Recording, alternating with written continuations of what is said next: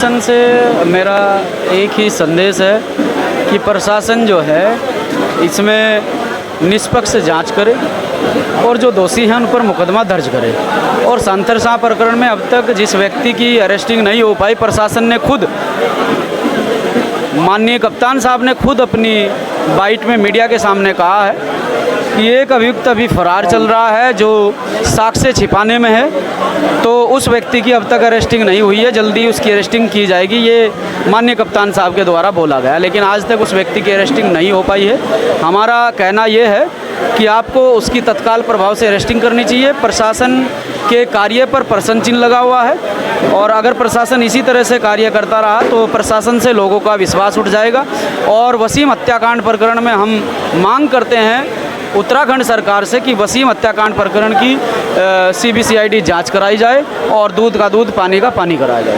ये वसीम हत्याकांड में अभी तक FIR दर्ज नहीं की गई, उसमें आप कुछ कहना चाहेंगे? उसी के लिए संघर्ष कर रहे हैं कि वसीम हत्याकांड में अब तक मुकदमा दर्ज नहीं हुआ है, उसी के लिए संघर्ष कर रहे हैं। भाई चंद्रशेखर आज़ाद जी ने 5 तारीख का संदेश दिया, तो उसमें आप कुछ कहना चाहेंगे? देखिए, आज जो माननीय प्रभारी जी यहाँ पर पहुँचे हैं, जिनको सह प्रभारी बनाकर आदरणीय एडवोकेट चंद्रशेखर आज़ाद जी ने उत्तराखंड की जिम्मेदारी दी है, आज उनका स्वागत समारोह के साथ साथ आप बैनर पर देख रहे होंगे कि वसीम हत्याकांड और सांथरशाह प्रकरण को लेकर हम लोगों को यहाँ चर्चा करनी थी और उसी पर चर्चा हुई है।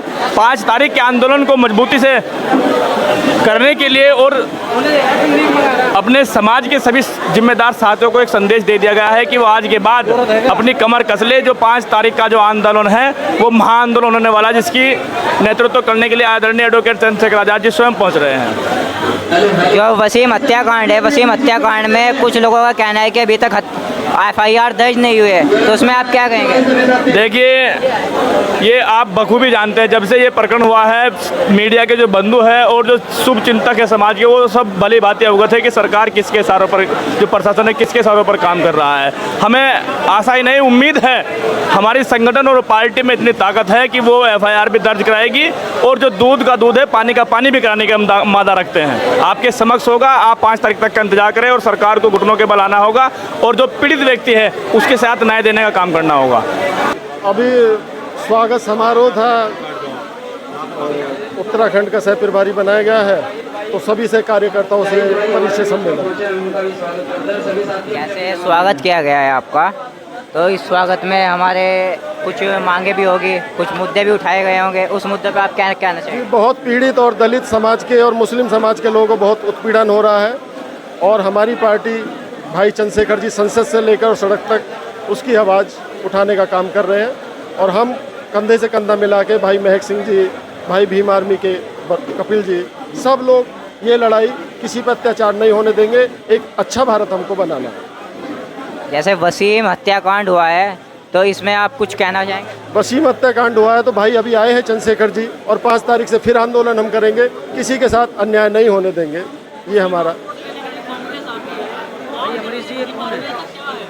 अब ये तो कांग्रेस से पूछिए ना, ये हमसे क्यों बोलते हैं? हम कोई कांग्रेस के प्रवक्ता, हम तो आज़ाद समाज पार्टी के और भाई चंद्रशेखर जी के कार्यकर्ता हैं और जो भाई का आदेश होगा और पूरी मजबूती से हम लोग।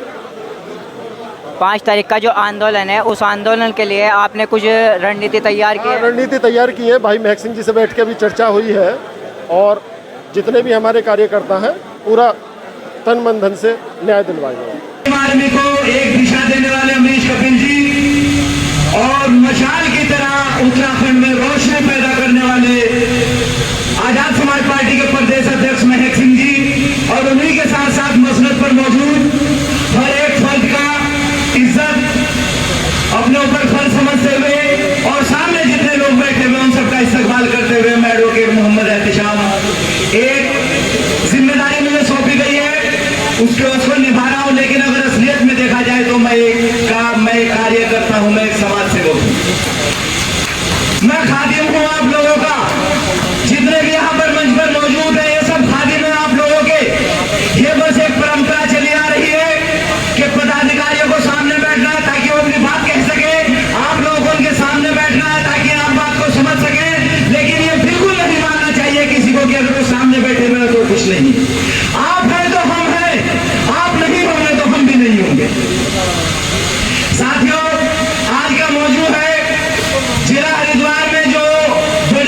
सनसनीखेज वारदातें हुई है अभी पिछले कुछ दिनों।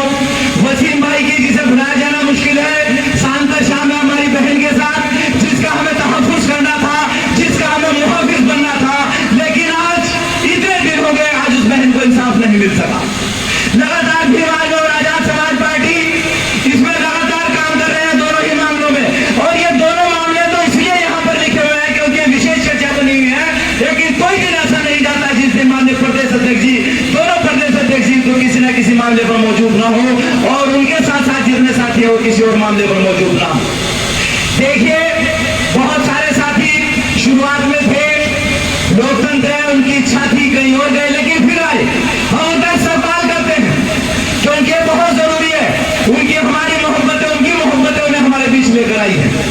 वो बिल्कुल भी इस चीज को दिल पर ना ले, और जैसे कि अभी भाई ने बताया था कि मैं मरते दम तक रहूंगा, मेरे लिए तो पार्टी बदलना ऐसा है जैसे कि ईमान बदलना। साथियों, समझ लेना कि जिस दिन मैंने किसी और पार्टी को बदल लिया तो ये समझ जाना कि मैं किसी लालच में आ गया। और इंशाल्लाह एडवोकेट एहतशाम, जो ये समझ लीजिए कि उस्ताद मानता है एडवोकेट चंद्रशेखर आजाद जी को और या प्रदेश अध्यक्ष महक सिंह जी को, वो कभी भी ये नौबत नहीं आने देगा इंशाल्लाह। अब बात है 5 तारीख की। 5 तारीख का सारा दारोमदार यहाँ पर प्रदेश प्रभारी जी और प्रदेश अध्यक्ष जी बैठे हुए हैं। हमें तो सिर्फ इतना मालूम है कि 5 तारीख को आंदोलन है, उसके आगे ABCD हमें नहीं मालूम है। वो ये बताएंगे किस तरीके से हमें इंतजाम करना है, क्या क्या इंतजाम करना है, कितने आदमी होंगे, कितने नहीं होंगे, किस जगह होगा, किस जगह नहीं होगा। तो मेरी आप सबसे दरखास्त है कि इस चीज को जरूर नोट कर लें। दूसरा, बहैसियत मुसलमान मैं यहाँ पर अपने मुसलमान भाइयों से मुखातिब हूँ। देखिए कि बीजेपी की मुखालफत हम भी करते हैं, सब करते हैं, उसके साथ साथ कांग्रेस आपके साथ क्या कर रही है, इसकी भी मुखालफत होनी बहुत जरूरी है। मुसलमान आज कांग्रेस को अपना सरताज बनाए हुए बैठा है, सरों का ताज बनाए हुए बैठा है, क्योंकि कांग्रेस के अंदर हमारे भाई जाकर हमें बरकरार कांग्रेस को मजबूत करते हैं, और फिर वही लोग शिमला के अंदर जाकर आपकी दुकानें फूकते हैं, आपकी मस्जिदों को जलाते हैं। कहाँ जाती है आपकी मुसलमानियत? क्यों नहीं जज्बा आता कि शिमला का मुसलमान मुसलमान नहीं है? क्या सिर्फ वही मुसलमान है कि जिसकी मुखालफत बीजेपी करेगी? क्या जिसका नुकसान बीजेपी करेगी सिर्फ वही मुसलमान है? क्या कांग्रेस अगर किसी का नुकसान करती है तो मुसलमान नहीं है कि भाई वो भी तो मुसलमान है? तो उसका हिसाब क्यों नहीं दिया जाता? कांग्रेस और बीजेपी दोनों एक सिक्के के दोनों पहलू है, लेकिन हमें दोनों पे गौर करना होगा। हर मुसलमान को यह जानना फर्ज है कि बीजेपी जो है वो खुद ही दुश्मन है, कांग्रेस उससे कहीं ज्यादा खतरनाक है क्योंकि वो ठगी हुई दुश्मन है। वो आपका ही वोट लेगी और आपके घरों में, शिमला के अंदर आपको घरों से बाहर कर दिया जाएगा। तो मैं जितने भी मुसलमान साथी यहाँ पर बैठे हुए हैं उनको इस चीज के बारे में जागरूक करना चाहता हूँ, एक मैसेज देना चाहता हूँ कि ज्यादा से ज्यादा इस चीज का लोगों के बीच जाएं और पूछे अपने प्रतिनिधियों से कि जिन्हें हमने वोट दिए कि आखिर हमारे लिए कर क्या रहे हो, शिमला में बोल क्यों नहीं रहे हो? क्या सिर्फ आजाद समाज पार्टी की जिम्मेदारी रह गई? कोई एक पद नहीं है, कुछ नहीं है, लेकिन फिर भी हम लगातार मामलों को उठाते हैं। लेकिन होंगे इंशाल्लाह। मैं यहाँ पर जितने भी लोग बैठे हुए हैं मैं सबको देख रहा हूँ। यहाँ पर मुख्यमंत्री भी मौजूद है भविष्य के, यहाँ पर उप मुख्यमंत्री भी मौजूद है, कैबिनेट भी मौजूद है, चेयरमैन, विधायक, सांसद, ये जो लोग बैठे हुए हैं ये सब भी मौजूद है। आज नहीं तो कल इंशाल्लाह हमारे बीच आएगा मामला। और साथियों अब हमारे ऊपर जिम्मेदारी आई है क्योंकि एडवोकेट चंद्रशेखर आजाद जी को नगीना की जनता ने जिताकर भेजा है, तो अब हमारी बुराइयों पर भी गौर की जाएगी। अभी तक सिर्फ हमारा अच्छा पहलू देखा जा रहा था, अब हमारा बुरा पहलू भी देखा जाएगा, गलतियां भी देखी जाएंगी। तो हमें गलतियां कम से कम करनी है, क्योंकि किसी ने कहा है कि वो जब भी देखा है तारीख की आंखों ने, वो जब भी देखा है तारीख की आंखों ने कि लम्हों ने खता की थी और सदियों ने सजा पाई। आपकी एक गलती बने बने मकान को ढहा सकती है। तो मैं आप सबसे मोहतराना गुजारिश करता हूँ कि आप सब लोग गलतियों की कम से कम गुंजाइश करें। और जब भी कोई मीटिंग होती है तो माननीय प्रदेश अध्यक्ष जी आधा घंटा इसी में लगा देते हैं, भाई आप वहां ना बैठो। एक बार माननीय प्रदेश अध्यक्ष जी मीटिंग थी इक्कर में, माननीय राष्ट्रीय अध्यक्ष जी भी आए थे और उसमें चिरंजी लाल जी आए थे जज साहब। उन्होंने एक बात कही थी और यकीन जानना वो बात आज तक जहन नशी है, मैं भूल नहीं पाया और कहीं भी मैं जो उस पर अमल करता हूँ।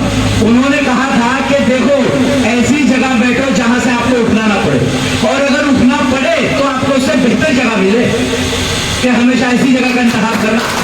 तो मैं आपसे भी यही गुजारिश करता हूँ कि आप ऐसी जगह पहले ही बैठेंगे जहां से आपको उठना ना पड़े, और अगर उठना